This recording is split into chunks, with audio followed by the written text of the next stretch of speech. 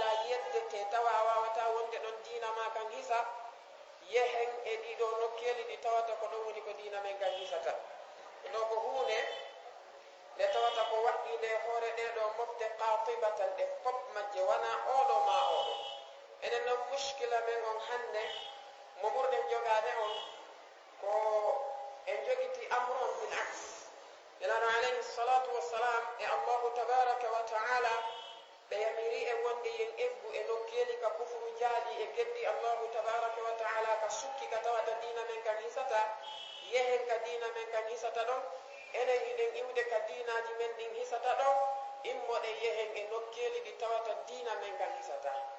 Parce que hande andara fayda al akfarun ɓurɓe ɗuuɗuɓe ɓen ka yimɓe nodditiɓe islam tawa himme maɓɓe fof ko yawgol États-Unis ma yawgol France ma yawgol Belgique ma yawgol Allemagne ma yawgol Angleterre e sifa ɗen nokkeeli tawi noon bani adama on eggugol makko e leydi makko nin tawo innal be sina hara leydi makko nin e hoore mayri tigi hara an neɗɗo on a wawata hisude e mayri tawa diina ma ka wawata hisude e mayri haray hay ɗon no waɗɗima ya eggu e ndin ɗon leydi ma ka hoɗuɗa ɗon haysi ko ka nder galle mawɓe maɓe ma ka galle ma an tigi tawi si a woni ɗon hiɗa darni ha moƴƴi kono diina ma kan ka wawata hisude hiɗa waɗi e nden ɗon saare ma e ndin ɗon leydi ma e on ɗon quartier haray sharia no waɗɗinma ya egguɗo yaha e nokku ka diina ma kan hisata par ce que firnoɓe ɓen nelaɗo alayhi salatu wassalam kamɓe e sahabaɓe maɓɓe ɓe allahu tabaraka wa taala nodditiri almuhajirun enen tigi e hoore men hiɗen andi bila shakkin wala ray ɓen ka galleji maɓɓe woni ko ɓe yaltinano par ce que allahu tabaraka wa taala ko wi ko lilfuqarai almuhajirina alladina ukhriju min diyarihim kaka nder galleji maɓɓe woni ko ɓe yaltinano tawile kadi no waɗɗiɓe yaltugol ɓe immoɓe yaha par ce que salinoɓe yaltude ɓen ɓe lutti makka noon allahu tabaraka wa taala yewta en joni ko honno fiyake maɓɓe on gasirno joni noon hay ka nder galle ma ka galle baba en ma leydi ndi sohduɗa tawi ko an halori ndin si diina ma kan gasata ɗon ka hisata ɗon sharia diina ma kan waɗɗinima ya egguɗo yaha ka jananiri ka diina ma kan hisoyta ɗon ka tawata fus a ala toon sharia wi ɗum ɗo no waɗɗi andi enen kan si tawi en darike joni ka diina men kan hisata ɗon en eggi ɗon en yeehi e nokkeli ka diinaji men ɗin hisata haray ko probléme mawnuɗo waɗi immagol bani adam iwgol makko e leydi ka islam makko hisata o yaha e leydi tawata ko keferagu ñawata toon ko keferagu jaali toon ko ɗum ɓuuri ɗuɗude toon kan koɓe ɓe maaki o yowdira e chartiji tati si daganomo si gotel e ɗin ɗon manki haray dagota ko yawgol makko aray yo andu kala séjour ko waɗi toon foti ko une semaine o waɗi toon ma ko un mois waɗi toon ma ko 20 ans o waɗi toon ko yo andu yeru ko o duumi toon kon fof ko bakkatu woni heɓude si tawi gotel e ɗiɗo chartiji tati manki ɓe maki charti ara noon koyo taw kanko neɗɗo on himo joguiti gandal diina makko kan himo andi fi diina makko kan tawata hay goto wawata mo yiltude haqqille ɗen ha jiɓa mo fiyake diina makko kan himo humpiti fi islam ko tawata yonay mo no rewira joomi makko ɓe maki o goo o heɓay ɗum ɗo tan ɗimmitel mum ngel kamɓe karmokoɓe ɓe ɓe maki kanko neɗɗanke on koyo andu kadi leydi ndi o woni yaade e mum ndin koyo taw ko leydi ndi andanɗa hoorema islamu makko o gisay o juulay sa'a nde o faala juulude siko o gorko waare makko nde wonay ka nde woni ɗon conci makko ɗin kadi wonay ka woni ɗon siko sonnajo koyo wondu e zu mahram makko tawa o wonay mutahajjiba waɗɗo hijabu makko on kala ka woni kanko neɗɗo wemmoto o juuloya juma ani diina makko kan o jangga e ko nandi e ɗum ɗon hay goto sakkotako mo e diina makko kan ɓe maki toɓɓere tammere nden cheikh ousaymin wallini nden ɗon ɓe maki ko yo taw ko haaju woni ko naɓi mo ton ko imma himo nawni ka maɓɓe gandal médecine ko janga ton ko ma alaji ñawdirɗi ɗin ɗi ala capacité ñawdugol mo kanko neɗɗon ɓe itta mo ɗon ɓe naɓa mo eɗen ɗon leyɗe ko imma ñawdagol ma jangoygol gandal ngal sharia dina newni yo jange tawa ngal ɗon gandal ala ka jangede ka maɓɓe o anda leydi islamu kadi ka ɗum ɗon jangete ɓe maki mi sifa ɗum ɗo naɓata goɗɗo to ma hara ko a yahowo sooda marchandise ha gasa adda ma ko a naɓowo marchandise yeeya kono yawgol jooɗo to wiya ko fowtagol ma yawgol jooɗo to wiya ko ɗaɓɓugol arsike tawi hawri gotel e ɗiɗo chartiji no manki karo koɓe ɓe maki yeru ko duumiɗa ton kon fof ko bakkatu no wona mi woli so daari ka fatawa shar'iyya fi lmasail l asriya masalaji ɗi no waali nder to ɓe walli ñamol ɓayno noon ko ɓuuri yurmude kon jama on immotoni ɓe yaha ha toon ɓenenama kaari heeɓi barki ɓawa heeɓi kaydi joni kanko fayda ko américain jo o heeɓi kaydi nationalité kaari heeɓi kaydi ko nationalité allemande o jogi nationalité italienne nationalité française docteur moustapha mourati ɓe maki ka min hajul mu'min maɓɓe wonde immagol bani adama julɗo o yaha e leydi keferago o ɗetta nationalité ko haramun muharramun alayhi koko harmi festagota illa bi shurut sina hara kanko neɗɗo on ko naɓi mo ton ko masala wona ñawdagol ko naɓi mo haaju ko si o ɗettali nationalité wawata masi ko waɗowo dawa tawa si o heɓali on nationalité wawata daranade dawa ɓe maki sina sifaɗi ɗo piiji arayno har mi dagota jon noon sa daari hannde sukaɓe islam ɓe tawata ko ɓeɗo islamu woni ko fawoto e hoore mum e nder duuɓi hikkayɗi ɗo ɗin ha hannde ka wonden ɗo tugeɓre islamu no fawi sukaɓe ɓe yoɓe immoɓe darano no islamu yara yeeso ko ɓeɗo woni yeɓude islamu wallina immo jokka beleɗe mum iwtira e ɓaawo beleɗe yimɓe ɓe andanɗa hoorema ko faalaɓe yo diina iblisa ka yaaru yeeso diina allahu tabaraka wa taala kan ɗano ka rocca e ko probléme mo wolnaɗo mo jama o hani wattande hakkille mum e makino wa hiya baqiyatun ila an taquma saa ko wiyete hijra ko fergol ngol ko heddi ɗum ha dargal daro cheikh usamin ɓe maki ka sharhu riyade salihin wonde ko wiyete alhijra ko ala halasati aqsam yani ferugol no fecci fecce tati ɓe maki feccere aranere nden ko hijratul amal yani ko ferugol gollal ngal tigi neɗɗanke si tawi hawri o immike o yeehi e nokku mo andanɗa hoore maka ka allahu tabaraka wa taala yeddete masalan ari a tawi shirku no waɗede ma a tawi bida no waɗede ma a tawi kufru ma a tawi honno ennete fusuk ma isyan no way wono waɗe e nokku immoɗa yaha e misal an neɗɗo on joni a arde tawa yimɓe kaɓe dari hiɓe huɓɓini musique hiɓe suwa carte ɓe suwa dame hiɓe suwa lido e ko nandi e sifa ɗin piiji immoɗa ɗon sabu ko yiwɗa ɗum ɗon ko yaha ɓe maki ko ɗum inete hijratul amal sharia no waɗɗinma ɗum ɗon par ce que ɗen andi karamo koɓe malikiyankoɓɓen e hanafiyankoɓɓen sa kamɓe ɓe maki no hanani neɗɗanke on si o nani musique no waɗe e nokku ko yo takko na yo jaabu hay nande wona de yo rinno yo uddu noppi makko ɗin ha o feƴƴa e nokku on hara o nanali aala on tigi hitto makko on ka noppi makko ɓe maki ɗum ɗo ko hunde nde kanko puisque ko ɗum andirani laaɗo alayhi salatu wassalam hadis on no ɓora abdoullahi ibnu marhimo imamul bayhaqiyu no fillimo joni noon ɗum ɗon wiyete hijratul amal ɓe maki hijratul amil e taƴagol gollowo on kadi masalan si a tawi neɗɗo ko shirkowo ma a tawi neɗɗo wona neɗɗo mo tata ko kefero qatibatan sharia no wiya añumo fes amma si tawi hawri kanko neɗɗo on ko kefero ko ya ndaaru si a taƴike mo ɗum wonay saabu ha o egga e kufru makko on warta islam sharia ko ɗum ɗo waɗɗinma ko gollawol ɗo waɗɗima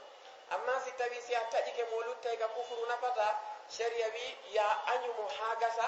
kono noon hollamo jikkuji moƴƴi rerɗinamo islam o ndara fi o jaɓe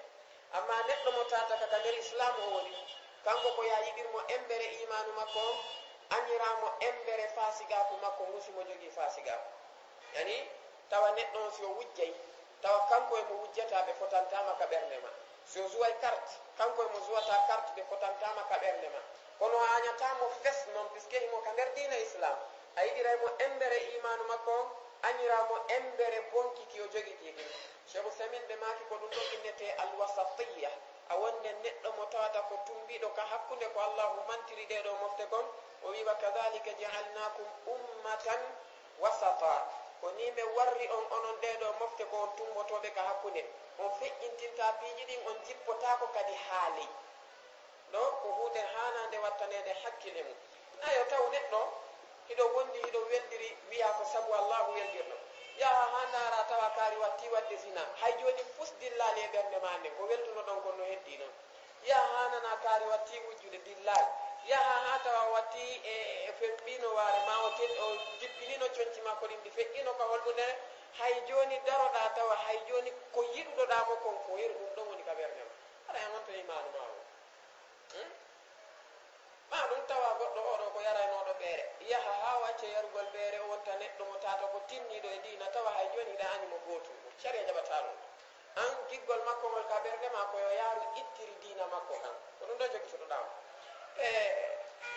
maki ko ɗum ɗon si tawi noon hawri ko o neɗɗo mo tata ko julɗo ko noon fiyake makko o woniri cheikh usamin ɓe maki ko ya ndawa puisque sharia dina kanko wi elaɗo alayhi salatu wassalam ɓe maki la yahillu li muslimin an yahjura akhahu fawqa halasi ɓe maki daganta ko neɗɗo julɗo o taƴade musidɗo makko julɗo ɓuuri balɗe tati ɗo jama on no hani famude puisque ɓe ɓeɗo sahabaɓe tatoɓe allahu addi fimum ka suratu tawba wa ala thalathati alladina khullifu en ɗon tato nelaɗo alayhi salatu wassalam kamɓe e sahabaɓe maɓɓe men ɓe taƴino ɓeɗo balɗe 45 hiɓe taƴiɓe tawile ko kamɓe nelaɗo alayhi salatu wassalam maɓuno wonde neɗɗanke julɗo dagota ko taƴo musidɗo makko julɗo ɓuuri balɗe tati ɓe taƴino sonnaɓe maɓɓe ɓen kadi lewru timmudu woni balɗe 29 timmude tis nelaɗo tuggata hay goto e maɓɓe kamɓe rewɓe ɓe jonnata hay goto dépense ɓe egguno hay kaɓe on ɗon ɓe yeeɓe hoɗi nokku ɗo oɗo waɗi karmo koɓɓen ka hawtinirgol ɗeɗo hadisaje wona cheikh usamin ka sharhu riyade salihin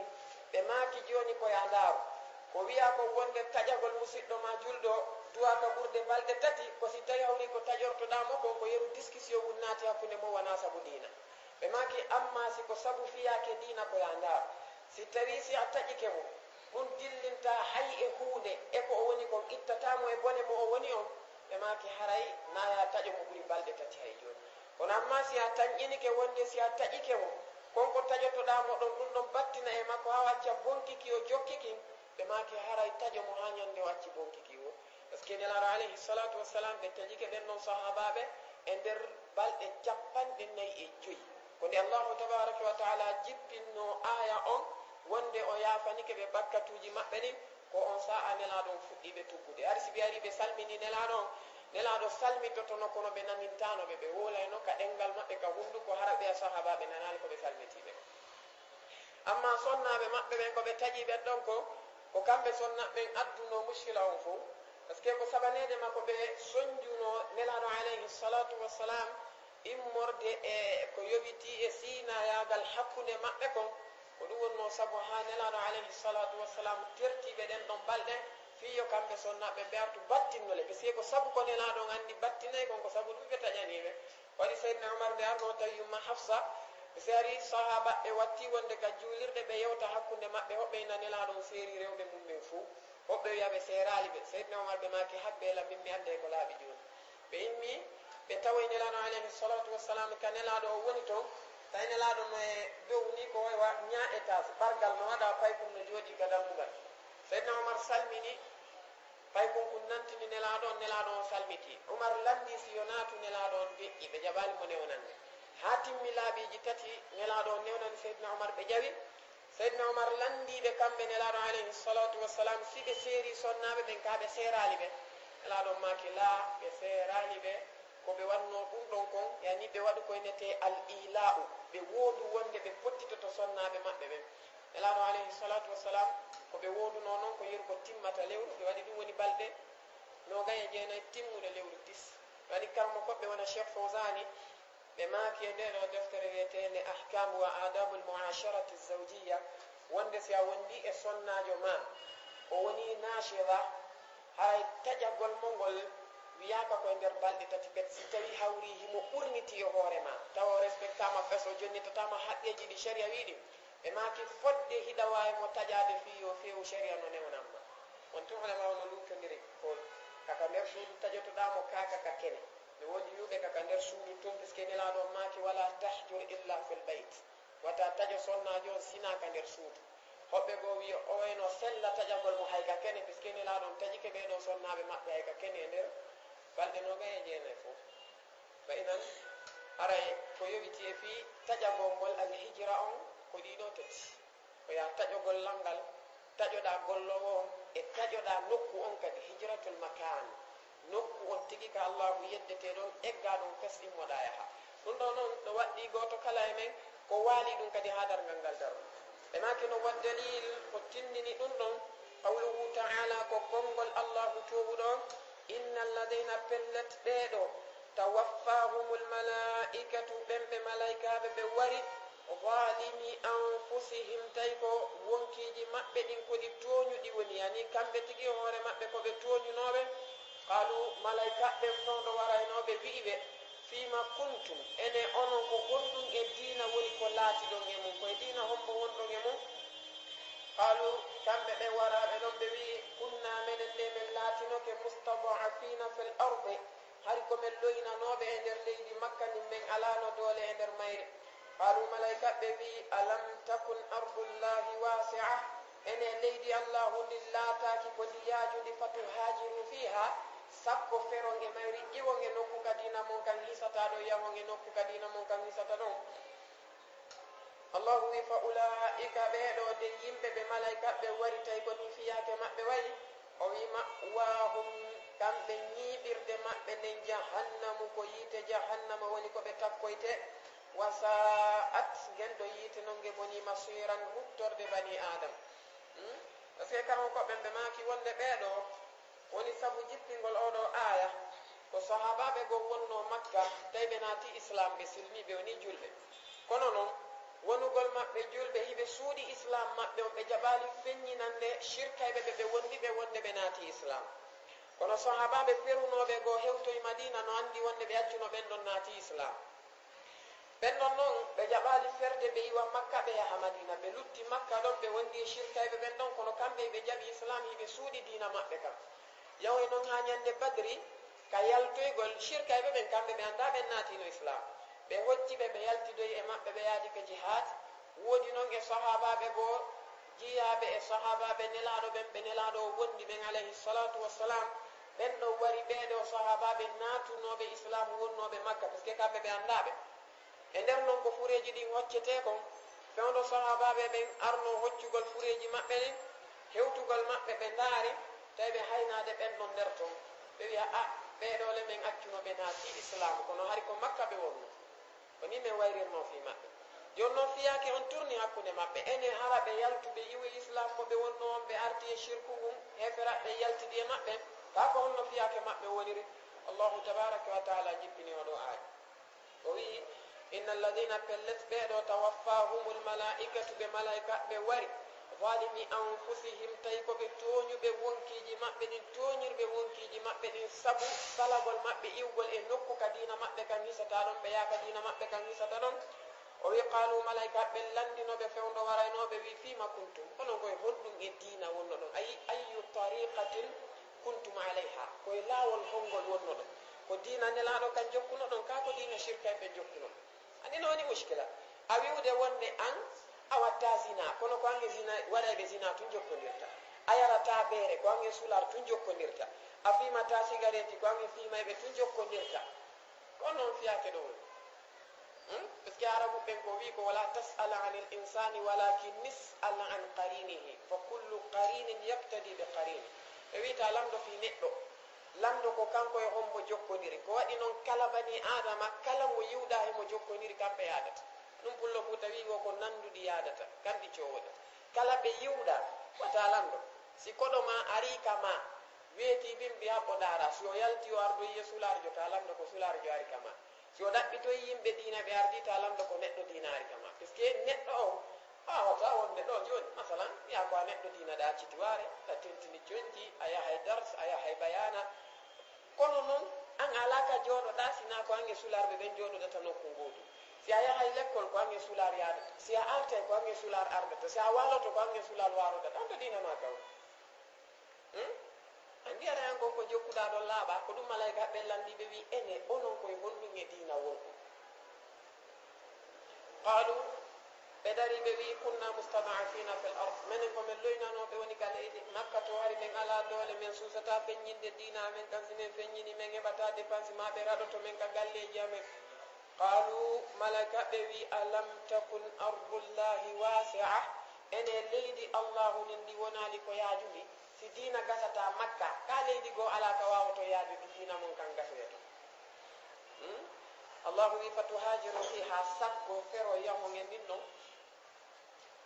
o wi fa ulaika ɓeeɗo dey mayirɓe ni ma'wahum ñiɓirde maɓɓe jahannamu ko yiite jahannam oɗo ko muskila mo walanaɗo mo hanude wattanɓe hakkille men par ce que ɓeɗo no addi gam to woɓe ala doole simi waɗi ɓe raɗoto men simi waɗi ɓe taƴoto men simi waɗi ɓe waɗay ɗum ɗo e ɗum ɗo e ɗum ɗo min ala ko min ñama kamɓe fawti men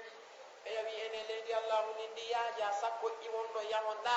allahu tabaraka wa taala wi kala neɗɗo mo tata fiyake makko ko ni wayi haray ma'wahum jahannam ñiɓirde maɓɓe ko yiite jahannama wa sa'at masira wa sa'at masiran ge boni kadi non ruttorde ka bani adama ruttete o ittintini o waɗi istisna illa almustadafina siwana ɓen ɓe tawata ko loynaɓe min arrijali immorde e ɓeɗo worɓe wannisa'i e ɓeɗo sonnaɓe walwildani e koyɗo paykoy ɓe tawata alladina woni ɓen la yastati'una ɓe wawata hilatan ay oɗo hiila kamɓe koɓe ɓe maki bi mana taqatan lil intiqal ɓe ala woni feere fes eggugol salam mawɗo mo tata nawyi ha wawata iwde nokku ka woni ɗo yaha e nokku landaɗo sagonene makko o nawyi ko ma sonnajo mo tawata ko sonnajo sawuɗo ma sonnajo mo tawata o nawyi pande parce que hay sonnaɓe tigi ɓe nawyali ɓen no waɗɗiɓe eggugol parce que ɓe gandi nelaɗo geggitunoyoɓɓe gon aɗo kamɓe tigi ɓe eggude ɓeɓe ɓe attuno naɓude habasha ari sonnaɓe no tawa e maɓɓe ɗum waɗi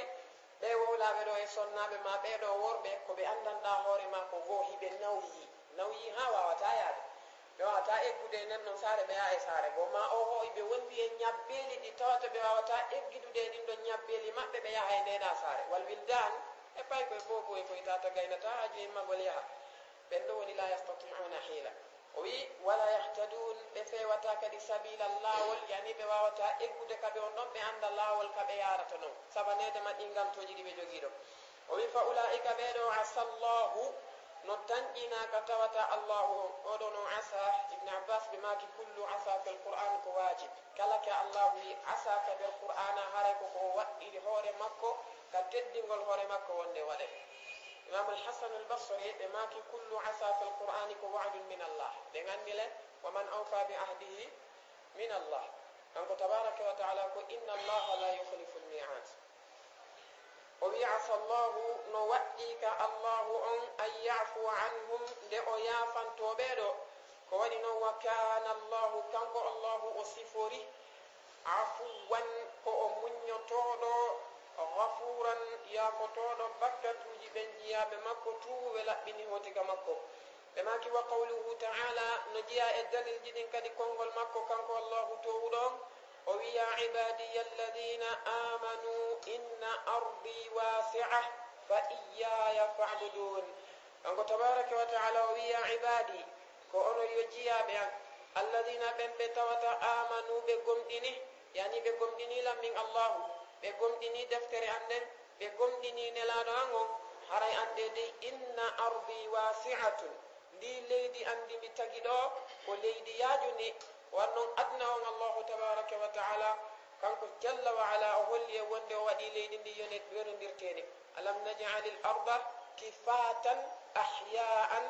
wa amwata o wi enen mi waɗanali on ɗiɗo leydi ko yonodirtedi hakkude wuren hay wuruɓe ɓen e mayɓe ɓen tigi par ce que ha hande bittiraka ɗo furi kala ko maayi allahu waɗi batinul ardi lil amwat wa zahirul ardi lil ahya wana imamu shu'abiyu ɓe tafsiriri o wi inna ardi leydi am min ndi wasi'atun ko yaajudi si tawi hawri dina ma kan gasata ɗo dina kan no gasoya nokku go o wi fa iyaya min tum fa'buduni rewelan dey si tawi a darike e wiwgol haray simi waɗi ɗum ɗo ɓe raɗotolankame simi waɗi ɗum ɗo ɓe coupay dépension simi waɗi ɗum ɗo ɓe jattay sonnajo simi waɗi ɗum ɗo ɓe jattay pilation saabu ɗum ɗon joɗɗinima ɗon e waɗugol bida e waɗugol shirk e waɗugol kufru e waɗugol ko andanɗa hoore ma ko fusuk a duumike ɗon ha a maayi e ɗum ɗon yo rabbil kaaba heɓoyta ganto hay e goto yeeso allahu tabaraka wa taala par ce que hay goto jogaki arsike goɗɗo ka hoore leydi ɗo ko allahu tabaraka wa taala wiye wama min dabbatin fi l ardi illa ala llahi rizquha ala ko mari wonki ka hoore leydi ɗo si wona kanko allahu fawti arsike mum o inan ko goɗɗo wiyatama mi jattay saabije ɗe yo jattu simo faala hukkade ka maayo ɓawana kanko fawtima aɗo yiidude ari kanko fawtima ka fewndu wonɗa ka rendu yummama kanko fawtinoma ɗum faalana saabije ɗen tun o jattata yo wiw kadi a seppata ka hoore leydi o ɓa kanko jeydin noon kadi kono jamango ɗum hulɓinirte oɓe raɗoto men kere sahabaɓe raɗaka ka nelaɗo o raɗaka ko annabajo hombo nelaɗo hombo nela mo raɗaka kamum on e maɓɓe annabi isa en soñjano ha allahu tawi ko ma ittaɓe ka hoore leydi ɗo si ɓe luttiɗo ko tana o nattiɓe ka kamɓu ɗum ɗon yon noon si tawi an a wi a mema e dina a raɗatake a mema e dina a konnatake a mema e dina a soñjatake aray kon andi ko ɗum joguiɗa par ce que sen daari ka sahihul boukhari oɗo hadise ɓoraɗo e yumma aichata radiallahu anha ɗon ɗo ɓe sifotono no nelaɗo alayhi salatu wassalam wahyi on ardi e maɓɓe noon ɗon ɗo ɓe yaaduno e yumma khadija haa ɓe hewtoyi ka warakat ibni nawfal nelaɗo on sifani on ɗon mawɗo ko ɓe yii kon tawi ko mawɗo nawyuɗo moƴƴa o humiɗino hari noon ko neɗɗo mo tata ko andunoɗo ko innete annasara en ko yaagal moƴƴa noon ɓaɓe sifanike mo haa gasi o wi haray si tawi no wowliranɗalan noon ko no woniri fa anta nabiyu hadihi l umma fawoni annabajo ɗeɗo mofte ko ɗum men jannguno e deftere men on suma kanko mawɗo on o wii hara nun allahu tabaraka wa taala accayno lam miɗo wuuri si miɗo marno doole sa'a nde yimɓe ma ɓe yaltinoytoma e ndiɗo leydi yani sa'a nde yimɓe ma ɓe yaltinoytama e ndiɗo leydi makka ɓe raɗoma mi walleteno on sa'a elaɗo alayhi salatu wassalam ɓe maaki ene ɓe yimɓe am ɓe yaltinoyaylange ndiɗo leydi makka ko honɗu mawɗo o jaabino o wi ma jaa rajulun qattun bi misli ma jita bihi illa udiya o wi ha hande neɗɗo addali sifa ko adduɗa kon sina o lorrete andi jaka an si a lorraka bolonda o lorralima goɗɗo yalma ya ɗaɓɓita gere dey yimɓe ɓen ga quartier lorralima goreɓe maɓe lorralima laamu ngol lorralima an a heɓali lorra hay e nokku hiɗa jokki diina hiɗa jinda e saare men no saliraɗa haray landi hoorema ko diina on ɗum joguiɗa waɗan hoorema su'al si a lanni landade tujiibi jaaboɗa noon kadi par ce que allahu tabaraka wa taala yimɓe ɓe tata ko jogiiɓe diina makko kam o lorreteɓe ka hoore leydi ɗo o ɗum kam si tawi tun ko diina makko kan jogiɗa e ɓay lorrayɓe ma goɗɗo no innali ya yennu goɗɗo goɗɗo innali ya piw goɗɗo goɗɗo innali ya jattu kum goɗɗo ko woni tun diina allahu kan a wowlay kan ɗo diina allahu kan a gollitiray kan ɗo sunna nelaɗo on a waɗay ɗum ɗo bidaaji ɗin a memata kala noon mo metti simo faala yo tajoma kala mo metti simo faala yo yenne laawol kisal ko laawol andi ko golla e diina ta ndaaro a yeeso goɗɗo simo faala yo ñirɓiro simo faala yo welto puisque allahu wi wallahu wa rasuluhu ahaqu an yurduhu in kanu muminin o wi si tawi ko gonga ɓe ko gomɗinɓe si ɓe ɗaɓɓay yo welto allahu e nelaɗo halas kala weltiɗo jokkiɗo walillahi alhamd kala mo yeeso mum ngon ɓuuti ha ngo wayi wa ballardi mayodi ko loppol makko no aaju makko an ko dina jomi ma kan jokkuɗa par ce que si tawi a jokkiri dina allahu kam fiyo goɗɗo welto a daari e waɗugol ko welata goɗɗo a darani ko welata allahu tabaraka wa taala heɓay probléme joni nelano alayhi salatu wassalam ɓe maki man iltamasa rida nnasi fi sahatillah ɓe maki sahita allahu alayhi wa ashata alayhi nnas ومن التمس رضا الله في سخط الناس بماك رضي الله عنه وارضى عنه الناس kala neɗɗo jokkuɗo welaye yimɓe ɓen tawno metta allahu waɗɗa ko welataɓe kon an ɗaɓɓuɗa tuyoɓe moosuyoɓe weltoɓe jarne ɓe duwanoma ɓe wannama barke kono tawno metta allahu tabaraka wa taala ɓe maki allahu on añete ɓaale kanko jogui ɓerɗe yimɓe ɓen kadi o waylita ɗen kadi ɗe añi o wi kala jokkuɗo welaye allahu tabaraka wa taala tawi ɗum no metta yimɓe ɓen haaju makko wonali e ɗum kanko yo allahu o welto tun ko ɗum o warri allahu on ɓelano alayhi salatu wassalam ɓe maki allahu tabaraka wa taala weltanto mo o lanna o weltina yimɓe ɓen kadi e fee makko an noon andi joni si tawi hiɗa fiɓi nelaɗo wowlay ko wona gonga ɗo wonna enen ɓe mari probléme jama o no wuliri duwama ɓe okki mission najo wo kamɓe somi defali dennaboɓe jattaymo e probléme ni ɓenennama o wiɗayna dennabo ko mbiɗa ala dalil ko kamɓe oni ala dalil wonde dennabo ko sunna ma dennabo no dagi dena ɗum dalil dennabo ko mbiɗa ɗum manka e defte ko heddo a yii ma a yi'ali ko ɗum ɗo wontu kono jama on no yan haren no wiyaɗo dennabo ko mbiɗa ɓe ala dalil ɓe ala wolde kamɓe dalil maɓɓe fof ko fi tunnelaɗo o waɗali ɗum ko tun noon tawɗa sikka ene hakkude men e joomi men ko honɗum marɗen dalil mawludu ko mbiɗa yo goɗɗo arta ni en dalil sina e wiye nelaɗo waɗali sahabaɓe waɗali taabi e naɓɓe waɗali kawona ɗum marɗo hara suufi dari hande ɓe wi si en addaniɓe dalil ka qur'ana ma ka o sunna wonde ko ko wiyete mawludu ko biɗa tum ɓe accay si ɗum ɗon ɗon arali ɓe accata andi ɓe accata est ce que en heɓata nas qur'an en heɓata nas hadis ka eɗen mari en ala qaida men o fof ko la tuqaddimu bayna yadayi llahi wa rasulihi ka yon noon ene anga nunɗa hara ɗa wawi darade wiya wonde mawludu ko mbiɗa li sababi hara sabu on fof ko hunde wotere ko nelaɗo waɗali sahabaɓe waɗali darɗa wiya o e dennabo kañum ndeno dagi wona biɗa yugol tun nelaɗo waɗal sahabaɓe waɗal yonal dali est ce que ɗum ɗo ko minal insaf koye nun ɗal no jeeya tawi no waali haalaɓe min noon komi jiɗi ko honto wonde malikiyankoɓe tawi en ronkuyide ɗum ɗo ka defte malikiyankoɓe par ce que jawahirul iklil no waali ka mujalladul awwal e cheikh khalil te maaki wonde ko defugol dennamo moɓugol yimɓe mum ko bida makruha wa khurafatan la asla laha fi ddin ɗele no jeeya e min kibari kutubil malikiya kadeya eɗen anndi no waali nder ton no fonti haalaɓe التبويب التمهيد لابن عبد البر على شرح موطأ مالك نوالي هالابي بس الاستذكار لابن عبد البر نوالي هالابي البيان والتفصيل لابن رشد ده فوق دفت مالكية فإنه ده فوق نوالي سراج السالكين مقدمة العزية لجماعة الأزهريين دار النبي يقول على دل joni wiyaɓe ɓe dennabo no defe yoɓe attani en ko honto nelaɗo o waɗi ma ɗum ko honto sahabajo goto defi dennabo ma honto tabiinajo goto defi dennabo ala par ce que on hadise Muawiyata ibne Qurra o tindinali wonde o defi dennabo de si tawi wiye wonde hadise wonɗo on ka mufrad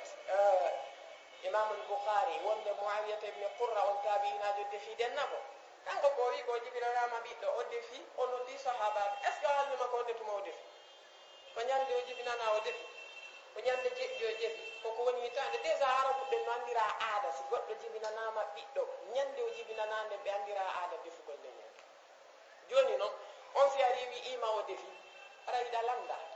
an a wii tu wonde ko ñande jeɗɗi o defi mene gari meɗe wawi wiide ko ñande o jibinana o defi awatalam felde mi watama felde puisque ala ka windi toon ko ñande jeɗɗi mi ala ko windi toon ko ñande goo woni no wonira ni no wonira ni ko ɗum inete al ihtimal karmo koɓɓe maki isa tatarraqa al ihtimalu ala dalili saqata al istidlalu bihi si tawi no wonira ni woni e dalil o maayi o dallinortake kadi sono ñamo o dennabo o ñamutu kono eɗe laamodir kos kono fallahu yahkumu baynana yawma alqiyamati fima kunna fihi nakhtalif inchallah ɓe jama on ko salare tunde wondi en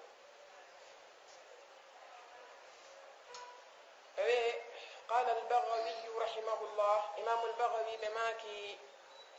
سبب نزول هذه الآية كوني سبب جبل أولو آية بماكي في المسلمين كوي بن جلبة الذين بن بتوت في مكة كو مكة بونو لم يهاجروا بفرال بمدينة كو بن الله جبنني أولو آية وكمبني بماكي ناداهم الله سبحانه وتعالى الله الندر بيرو باسم الإيمان إند إيمان والدليل بماكي كوني دليل على الهجرة كفرق من السنة كسنة نلال عليه الصلاة والسلام قوله صلى الله عليه وسلم بماكي لا تنقطع الهجرة ما نافرق تجتا حتى تنقطع التوبة حاتوه ويتجت بماكي ولا تنقطع التوبة توه ويتجت حتى تطلع الشمس ها نانgen fudira min maghribiha kam mutirde makke fanni man nangen fudira li kange mutirda non haray de ngandi tubu wieno heddi fanni malle tubu wieno heddi haray hijra kadi go hunde ne tawata ko heddinde be maki wad dalilu ko tindini fi feru gongol qawluhu ta'ala bo kongol Allah ta'ala innal ladina laawol kisal ko laawol peewal e ɓantal